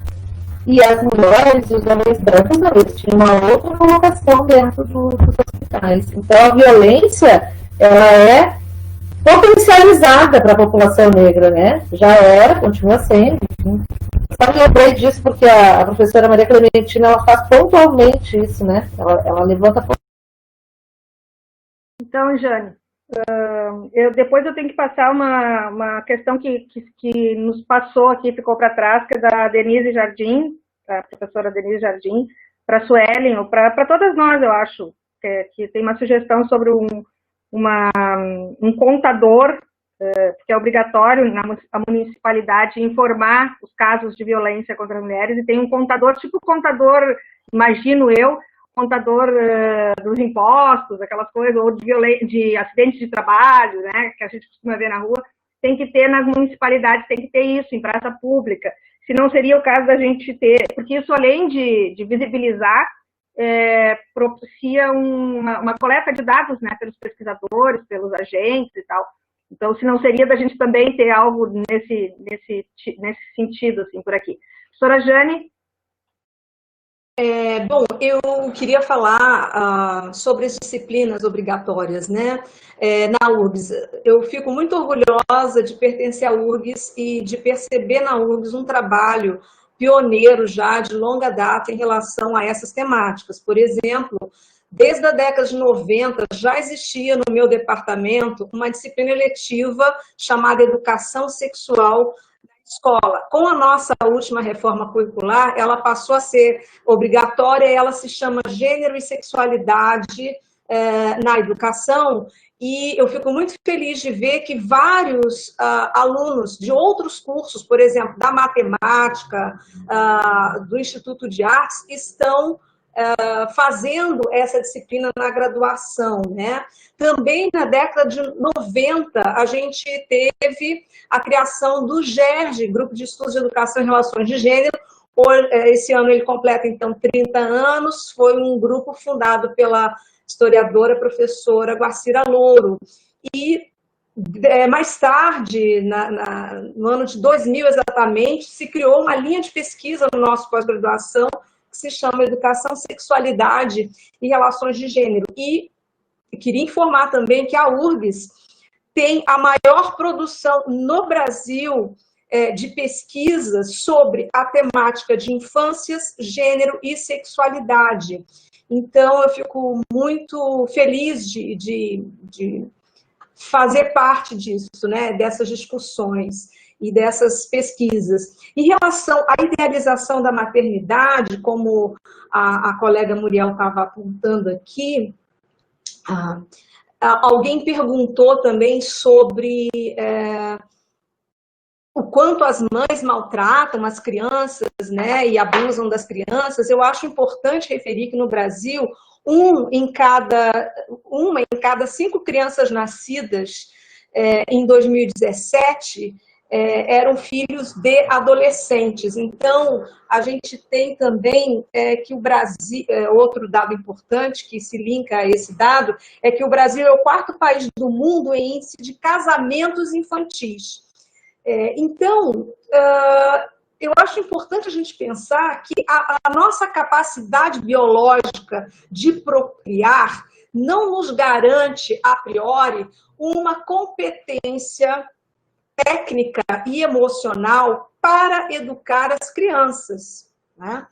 Então, diante disso, a gente precisa discutir com as crianças, com os adolescentes, sobre planejamento familiar, sobre essa questão da gravidez, como evitar a gravidez, como evitar determinadas doenças, mas não discutir apenas a sexualidade do ponto de vista de um pânico moral quase, como acontece. As escolas no Brasil em geral, elas não têm um contínuo sobre projetos que discutam a sexualidade e, consequentemente, as relações de gênero, porque as coisas estão muito imbricadas, embora a identidade de gênero não seja a mesma coisa que identidade sexual. Mas é muito importante a gente trazer essas discussões e pensar sobre isso. Eu queria sugerir que vocês lessem o trabalho, a tese de doutorado da Monize Serpa, que está no Lume da URGS, porque ela discute sobre a questão do abuso sexual e da exploração sexual de meninas. E neste trabalho fica muito evidenciada o quanto cai por terra essa idealização de maternidade e essa idealização de família. Muriel, tu vai querer falar um pouquinho do teu... Não? Do teu trabalho, do vídeo que tu fez. Já agora? Tu falou um pouquinho, né, sobre isso, mas fala. Posso? A Suelen está falando, não sei se ela quer responder. Não? Não. Deixa eu só, antes de tu falar sobre isso, dizer que tem um monte de gente também colocando aqui que tem disciplinas nas suas universidades. Isso é super bom, fico super feliz. Outros colocando os seus trabalhos. A Lu Mota coloca que trabalha com a questão de gênero sempre, permeou o trabalho dela e tal, e que ela, na educação infantil, e que ela tem visto como tem ficado, aquilo que a Muriel estava colocando, né, como tem sido difícil tratar isso na escola, né, como as famílias estão relutando em tratar sobre isso. Sobre a questão que a Denise colocou, a gente pode informar, né, que o Instituto, aquele dado que eu trouxe sobre as assistentes técnicas, das vozes, foi o Instituto Maria da Penha que está levantando junto com a Unesco tem uma hashtag tentando mudar, né, a programação disso numa perspectiva de educação de gênero. Mas também temos que dizer que o Instituto Maria da Penha também tem os relógios, né, de contagem de violência, né, que a Muriel estava lembrando aí. Não é a mesma coisa que tem na Espanha, que a Denise levantou, mas eles marcam diariamente as diferentes violências sofridas por mulheres. Esse outro, ele fica mais visível em todos os espaços da cidade, né? E eu acho que é isso que a Denise quis colocar. Pode falar, então, Muriel, que eu sou apaixonada por esse teu vídeo, seu trabalho. Obrigada, Cláudia. Eu lembrei do relógio da violência porque ele é um ótimo... ele tem dados muito precisos ali, e para quem pesquisa violência, ele é muito interessante. E também para a gente usar em sala de aula, porque ele é um relógio online. Então, se a gente tem como acessar, né, em algum lugar e mostrar para os alunos, é impressionante, porque ele vai mostrando, assim, segundo a segundo, todos os tipos de violência que vão sendo registrados diariamente. Está no site do Instituto Maria da Penha. Eu fiz um documentário, então, como eu estava falando antes, a minha ideia era pensar como trabalhar hierarquias de gênero na sala de aula, né? E aí eu pensei em criar um material, criar um instrumento pedagógico e tal, para que os professores e as professoras possam começar a fazer esse debate com os seus estudantes na sala de aula. E para isso, eu utilizei a história de 3 mulheres que foram internadas em hospitais psiquiátricos, que são, a Camille Claudel, que é a mais famosa, né, uma artista plástica francesa. A Camille Claudel ficou 30 anos internada no hospital psiquiátrico pela sua família e pelas cartas dos médicos, dos psiquiatras, que eles enviavam para a família. A Camille Claudel não tinha problemas, ela podia ser tirada dali. Eles pediam para que ela saísse de lá, tirassem ela de lá, e a família nunca respondeu. E a Camille ficou 30 anos internada e morreu no hospital psiquiátrico. Enquanto o seu amante, o Rodin, que tinha uma vida muito parecida com a dela, né? Viveu a sua vida até a sua morte, tirou os louros e glórias e riqueza da sua arte, e a Camille teve as suas obras, inclusive, roubadas pelo Rodin e vendidas por ele como se fossem dela. Eu também utilizei a história da professora Eunice, que é uma das internas do Hospital Psiquiátrico do Juqueri, em São Paulo, e a professora Eunice foi internada. Então essas informações todas estão nos prontuários delas. e cartas anexadas a esses prontuários. A professora Eunice foi internada porque ela gostava de ler, porque ela fundava escolas noturnas, porque ela escrevia livros didáticos, e a família, não conformada com isso, internou a Eunice no Juqueri, e lá ela ficou por vários anos. Depois saiu de lá e não se sabe mais o que aconteceu com ela. E também utiliza a história da Pierina Secchini, é um nome fictício que a historiadora Eunice Wabit deu para uma coluna que ela descobriu aqui no Hospital Psiquiátrico São Pedro, em Porto Alegre. A Pierina morava onde hoje é a cidade de Garibaldi, e ela mata a filha, quando a filha dela tem 2 anos, e ao invés da Pierina ir para a prisão, ela vai para o São Pedro. E ela questiona isso o tempo inteiro nas cartas. Por que eu estou num hospício? Por que eu não estou na cadeia? Por que eu não posso me defender? Então, a partir da história dessas 3 mulheres que foram internadas por questões mais morais do que necessariamente de ordem psiquiátrica, eu trabalhei em oficinas com os alunos da EJA e a partir do que eles me diziam, de como eles percebiam essas hierarquias de gênero construídas a partir desse discurso médico que internava mulheres porque elas não atendiam aos desejos daquele momento histórico, eu construí este documentário. Então, ele tem a história das 3 mulheres, contadas por uma atriz, ela faz depoimentos, ela lê trechos das cartas delas, tem depoimentos das professoras, que fizeram as pesquisas nos prontuários, tem trechos das oficinas que eu dei para os alunos, então falas dos alunos e comentários, e é isso. Então, ele é todo construído para quê?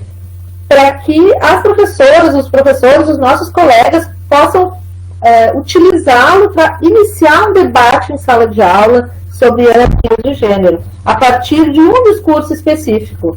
Existem várias formas para se levantar esse debate, né? Eu escolhi uma forma, porque era a forma que mais me interessava e eu achei que pudesse dar um trabalho legal. Então é isso, se chama Condenadas pela Razão, está no YouTube, quem quiser dar uma olhada, fico bem feliz, espero que consigam os colegas e as colegas possam dar uma olhada, se conseguirem trabalhar com ele, é legal. Só isso.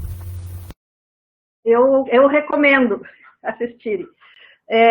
Também tem um comentário aqui de que na Faculdade de Direito, na URGS, não tem discussão desse tipo que falta no currículo, né? Um outro comentário é sobre aquilo que a gente vinha falando, o desmonte das políticas públicas. A Sabrina coloca aqui em relação à prevenção de doenças e tal, que tinha também um trabalho nas escolas, e as intervenções sobre gênero e orientação sexual tinha na Secretaria Municipal de Porto Alegre, Secretaria Municipal de Saúde, e que era o projeto Fique Sabendo, jovem, e que ela acha que provavelmente não está funcionando mais, como tudo que a gente está vendo, o desmonte total, né, de qualquer política desse tipo. Eu estou com uma preocupação, porque no fim esse tema é tão grande, acho que a gente tinha que fazer vários programas, que a gente acabou falando tanta coisa, e eu queria voltar um pouquinho para as mulheres dentro de casa durante a pandemia, que a gente foi indo, né? E aí, para a gente tentar voltar aí para esse tema. Que, claro, tudo que a gente colocou tem a ver com isso, com toda essa construção, mas tentar dar exemplos mais próximos, assim, desse debate. Suelen, acho que é a tua vez de falar agora. Primeiro, peço desculpas que eu tive que atender uma outra agenda que eu estou concomitantemente tentando prestar atenção numa reunião e eu tive que encaminhar um documento, tive que ler, enfim. Então, meninas, pensar assim, nesse contexto que a gente está falando, tentar voltar para o tema. Eu acho que a importância das nossas instituições públicas comprometidas com o tempo. Então, acho que eu posso contribuir nessa perspectiva que no nosso grupo de pesquisa sobre violência e cidadania, o GPVC esteve compondo, então, um grupo que nós chamamos de Força Tarefa dos Feminicídios, que foi uma iniciativa da Câmara dos Deputados, do Senado Federal e da Assembleia Legislativa para debater, dialogar, compreender os casos de feminicídio no Rio Grande do Sul ainda no ano passado. Então, nós nos engajamos enquanto pesquisadoras a compor esse grupo e para ver de que maneira nós, enquanto instituição, né, enquanto pesquisadoras, poderíamos nos somar neste debate, que foi bem rico, importante, conhecendo a realidade regional, visitando as regiões, conhecendo as redes existentes, né, ouvindo relatos, né, com audiências públicas. E aí, com este debate, nós percebemos o que nós, enquanto pesquisadoras que estamos num espaço de uma instituição pública, gratuita e de qualidade, podemos dispor para o povo gaúcho. Então, eu e uma colega, minha colega Cristina, eu gostaria de dar um beijo para ela, agradecer essa parceria, pensamos de que forma dar visibilidade aos crimes de feminicídio, porque também tínhamos uma demanda gigante pelos dados. Então, recebíamos e-mail, telefonemas, pedindo dados, e nós, por que a gente não produz um espaço de dados sejam acessíveis à população como um todo, para pesquisadores, para a imprensa, que muito nos demanda, né? Então, nós criamos o Atlas dos Feminicídios, que é uma página chamada atlasdosfeminicídios.com, que ali nós depositamos todos os casos de feminicídios no Rio Grande do Sul, tentados e consumados desde o ano de 2012, que é desde quando o nosso Estado publica os dados relativos aos crimes de feminicídio através da Secretaria de Segurança Pública. O que a gente buscou também nessa ideia? De dar visibilidade aos casos, né? E mostrar de uma maneira interativa como eles dão no nosso estado. Então, nós criamos uma base de dados que todos possam ter acesso, esses mapas interativos para ver por cidade os números de todo esse período, de uma maneira interativa de ver a população daquela cidade, pensar os números, pensar os dados consumados e tentados por região. Também fizemos uma outra tela interativa para compreender as regiões. Conseguimos fazer uma análise temporal de ver os locais onde havia uma maior incidência, para poder compreender se a rede que existia naquela região teve um impacto ou não nesse período. Então, essa foi uma forma de nós contribuirmos para com o tema, para com a sociedade gaúcha, e também nesse contexto de ataque, né, à nossa educação, ataque às nossas instituições, resposta, dizer que produzimos ciência, sim, somos pesquisadoras, mulheres pesquisadoras comprometidas também com as pautas.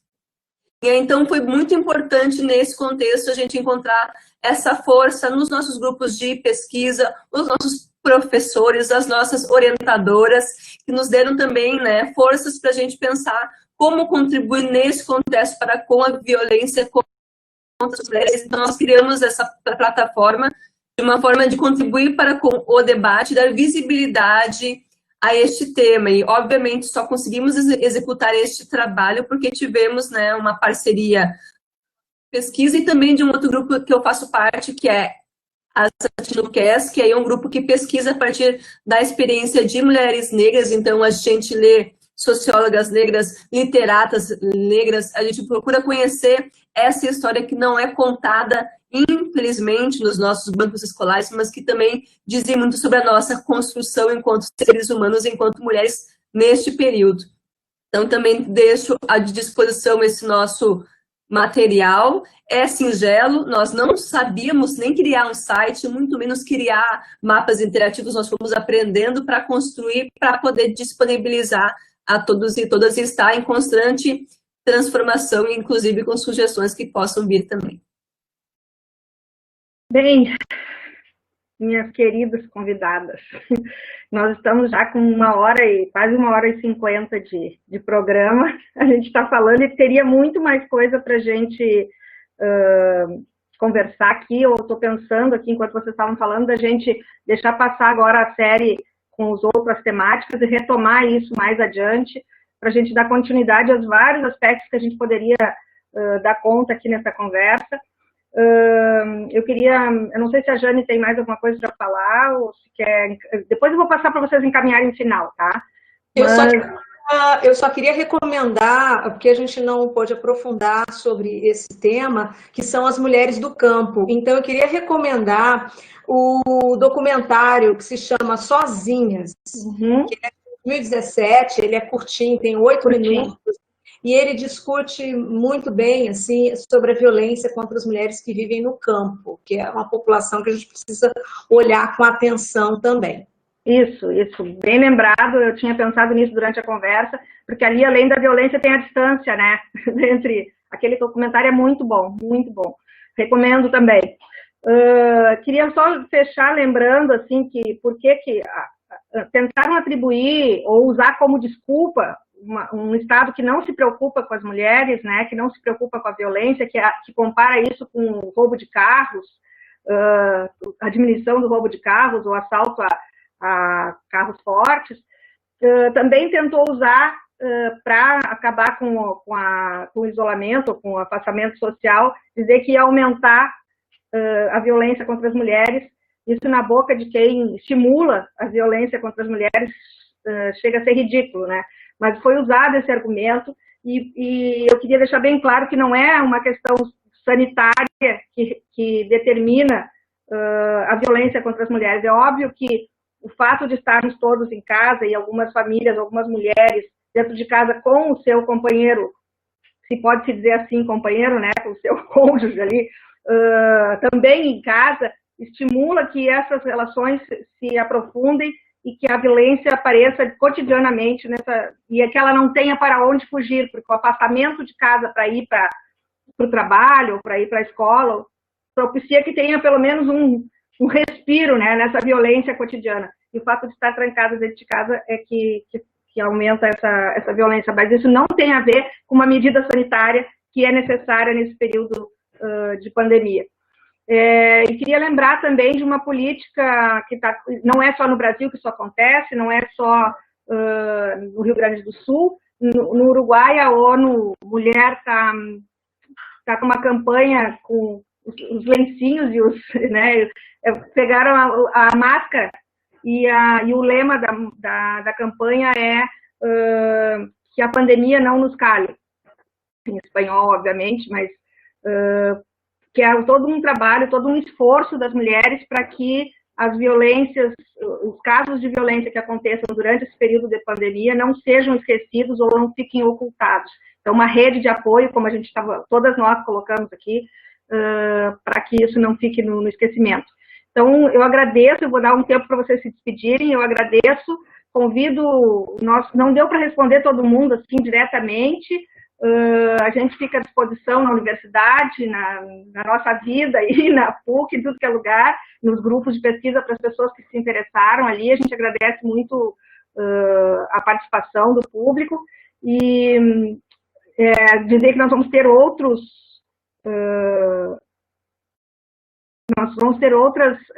edições desse programa, Diálogos da Extensão Mais Perto de Você, e eu convido, inclusive, vocês para participarem como público nessas outras temáticas.